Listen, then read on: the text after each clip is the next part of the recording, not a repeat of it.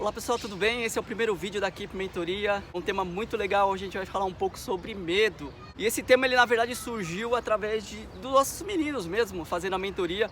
Eu lembro que a gente estava fazendo e durante os 5 primeiros minutos ele falou a palavra medo umas, acho que 355 vezes. Poxa, a gente vai ter que fazer um bate-papo com ele sobre medo.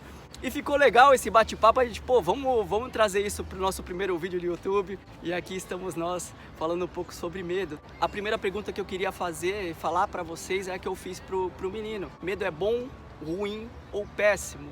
99,9% a 100% falou que o medo é ruim ou péssimo. Fiz uma segunda pergunta, existe algum momento do medo, quando ele entra na nossa vida, que ele pode ser aproveitado para algo positivo? E eles responderam, alguns responderam que sim. Perguntei em qual momento que a gente pode tê-lo como proveitoso. E aí um deles, eu lembro que ele falou assim, por exemplo, uma avenida cheia de carros, se eu for atravessar sem ter medo, sem ter precaução, eu posso morrer atropelado. Bingo, matou. É isso. O medo que te impede de fazer as coisas é ruim demais. Então, por exemplo, eu tenho uma jogada para fazer, quero arriscar, eu quero ser diferente, eu quero ir para cima, mas eu não vou fazer porque eu tenho medo de errar, eu tenho medo de tomar bronca do meu treinador, eu tenho medo de passar vergonha, eu tenho medo que as pessoas critiquem. E aí eu não faço, isso é muito ruim. Eu tenho medo de fazer essa situação, porém eu faço. Às vezes durante o jogo a gente, quero fazer essa jogada. Bom, não vou fazer porque eu tenho medo de errar e vou tomar bronca. Ele não faz naquele primeiro momento. É certo? É errado? Eu acho correto. Se prepara primeiro. Então o medo, quando ele entra na nossa vida, ele tem que ser usado dessa maneira, como preparo, como precaução. Eu preciso ir para cima, eu preciso fazer um lançamento diferente nesse treino, nesse jogo. Eu não quero improvisar, eu não quero arriscar para não tomar bronca. Então o que eu faço? Eu me preparo, eu estudo. Nos treinamentos eu faço isso porque o treinamento é feito para errar. Mas eu vou tomar bronca durante o treinamento. Mas no treinamento que é para você tomar bronca e corrigir, não no jogo. O jogo é atenção total, foco total. Assim como o treinamento, mas o treinamento é onde que a gente errar. Por isso que o nome é treino.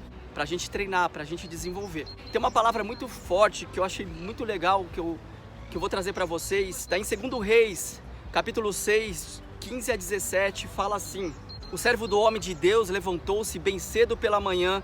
Quando ele saía, ele viu que uma tropa com cavalos e carros de guerra havia cercado a cidade. Então ele exclamou: ah, meu senhor, que faremos? O profeta então respondeu para ele: não tenhas medo, aqueles que estão conosco são mais numerosos do que eles. E Eliseu orou: Senhor, abre os olhos dele para que veja. Então o Senhor abriu os olhos dele e viu as colinas cheias de cavalos e carros de fogo ao redor de Eliseu. Quando a gente tenta agir só com a força do nosso braço, quando a gente tenta agir sozinho, com o nosso conhecimento, com o nosso dom, com o nosso talento, a gente dá abertura para o medo entrar. Quando a gente age com os olhos de Deus, quando a gente coloca a fé em primeiro lugar, quando a gente entende, começa a olhar o sobrenatural, o que Deus tem na nossa vida, as coisas começam a acontecer, a força que a gente precisa dar. Eu falo para os meninos que eles não podem ficar dependentes para o resto da vida ou todos os dias, dependente de pai, mãe, de amigo, de irmão, esposa, namorada, ou de equipe, mentoria, de psicólogo, de mentor, de coach, padre, de pastor. Não pode ficar dependente de ninguém. Lógico, a gente precisa de ajuda, às vezes as pessoas precisam estender a mão para você, mas a gente não pode se motivar ou querer fazer algo novo, se recuperar de um medo, não ter medo, esperando que as pessoas façam pela gente. A única pessoa que vai estar 24 horas da vida do teu lado, do meu lado, do lado dos meus filhos, da minha esposa, dos meus amigos, é Deus. Então quando você precisar de ajuda, como está nessa palavra, com os olhos, quando você olha para as coisas de Deus, você consegue enxergar as coisas maiores. E aí esses dias eu estava vendo um seriado muito legal, que não tinha nada a ver com coach, com motivação, mas o seriado, ele passou uma mensagem muito legal. A mensagem que ele passou pra gente, pra mim no caso, eu estava com a minha esposa do lado e ela, você vai anotar, né? Eu falei, eu vou. O rapaz, ele tinha perdido o amor da vida dele. Ela sumiu, ele achou que ela tivesse morrido, então pra ele a vida não tinha mais sentido. O que ele fez? Ele se alistou para uma guerra. E lá naquela guerra ele fez amizade com o comandante do batalhão dele. E esse comandante viu ele com uma besta na mão, que é tipo aquele arco e flecha, e falou assim pra ele: você sabe manusear bem essa besta? Ele falou assim: muito pouco. Aí o comandante falou: pelo amor de Deus, fala baixo isso, porque se escutarem isso certamente vão te colocar nas escadas. Ele, pô, mas qual o problema de ficar nas escadas? O problema nas escadas é que você é o primeiro a morrer. Ele falou, então é lá que eu quero estar. Aí o comandante virou para ele e falou assim, pô, você tá louco? Como? Por que você quer morrer? Eu perdi o amor da minha vida, pra mim a vida não tem mais sentido. E aí tá a frase que eu queria trazer para vocês. O comandante falou para ele, um homem que vai à guerra e não teme a morte é valente. Mas um homem que teme a vida é um covarde. É assim para nossa vida. A gente pode ter medo? Pode.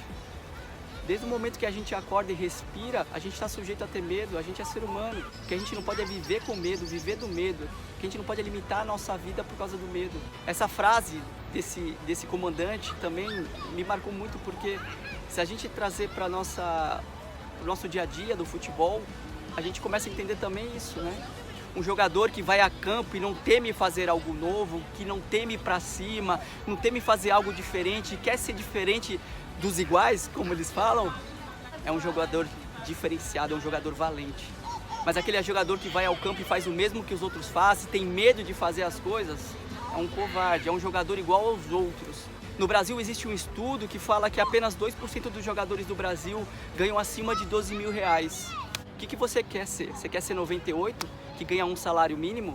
Ou você quer 2%, ganhar acima de 12 mil reais? Para você ganhar acima de 12 mil reais, para você ser 2%, você tem que fazer algo diferente. Eu gosto muito de contar história. E hoje eu queria falar uma outra história muito legal de um pescador. O pescador ele vivia num vilarejo muito pequeno, com 2, 3, 4 barcos de pesca contando com dele. O barco de pesca dele bem velho, e ele usava aquilo como sustento da família dele. De repente, depois de um dia de um mar um pouco forte, o barco dele teve avarias e ele sem dinheiro para mandar consertar, ele teve que aprender a arrumar. E ele aprendeu a arrumar o barco dele. E por sucessivas vezes o barco dele quebrou e ele arrumou até que ele ficou muito bom. Virou um bom mecânico de barco. E ele sempre estava arrumando os barcos dele. Estava arrumando dos amigos também, que eram 2, 3 barcos vizinhos. Isso foi desenvolvendo. Só que a pescaria não estava dando dinheiro e esse barco dele velho, apesar de estar arrumadinho, né, dele arrumar, ele não conseguia ir para mares mais distantes para poder ter uma pesca melhor. Então começou a ter dificuldade financeira e final de tarde, ele voltando de uma pescaria não tão bem sucedida, ele fez o seguinte, voltando para baixo, cabisbaixo, ele encontrou com o senhor olhou para ele, perguntou, rapaz, por que você está triste? E ele falou, porque eu estou tendo dificuldade para pescar e meu barco é muito velho, tal. Eles conversaram e de repente o senhor falou para ele assim, poxa, posso te dar um conselho? Ele falou, pode. Afoga o teu barco que as coisas vão melhorar. E foi embora. O rapaz olhou pro velho, agradeceu, foi para casa, chegou para a esposa indignado e falou, amor, encontrei um velho senhor, acreditando que ele era sábio e fosse me dar um bom conselho. E ele falou para eu afundar meu barco, para eu afogar meu barco. Passado quase um mês, aconteceu isso. Uma tragédia, o barco dele afundou. Ancorado no cais, uma tempestade veio, ele despedaçou e ele ficou sem barco. Desesperado, não tendo mais o que fazer, ele se viu perdido. O que ele fez? Ele pegou a família dele e foi embora, largou tudo para trás. E foi para um outro vilarejo distante que tinha... Ele ouviu falar que ia ter emprego em abundância para ele, mas ele não teria o próprio barco, ele seria um empregado. E lá ele se empregou, trabalhou no barco de pesca. E depois de um mês ele trabalhando nesse barco de pesca, o barco quebrou em alto mar e ele arrumou o barco. Quando ele chegou e ancoraram, o dono do barco falou com um amigo, indicou ele para um amigo que estava com o barco parado alguns dias. Ele foi lá e arrumou. A fama dele começou a se espalhar. Naquele vilarejo muito maior, tinha em torno de 30 a 40 barcos. E ele começou a arrumar o barco de todos. Ele parou de ser funcionário e abriu a sua própria oficina, prosperou, teve dinheiro, comprou uma casa muito boa e virou um homem próspero. Então, num jantar com a esposa dele, ele lembrou daquele velho senhor que falou para ele, afunda o teu barco. E ele falou para a esposa, lembra daquele senhor que falou, afunda o teu barco? Não é que ele estava certo? Quando o meu barco literalmente afundou, a minha vida mudou.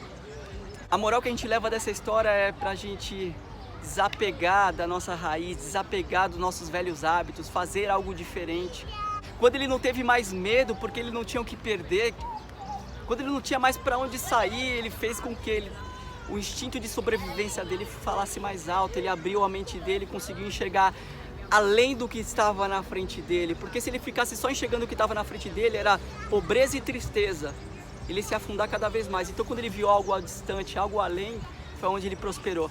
Para de colocar a culpa em treinador, em diretor, em amigo, em trairagem.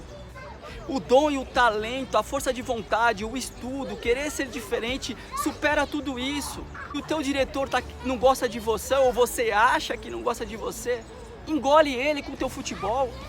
Vai treinar mais, vai se alimentar direito, vai dormir de maneira correta, larga o celular, usa o celular ao teu favor. Essa é uma mensagem muito forte desse senhor. Afunda o teu barco também, pensa nisso. Bom pessoal, essa é a mensagem que eu queria dar para vocês, espero que tenha tocado no coração de vocês. Falando um pouco sobre medo, desapega, afunda o teu barco. O medo é bom, em alguns casos é muito bom, para que você faça as coisas de maneira organizada, precavida, concentrada. Não deixe que o medo domine as tuas atitudes, as tuas ações. Fique com Deus, que Deus abençoe vocês, espero que tenham gostado do vídeo. Aguardem o próximo. Um abraço, fica com Deus.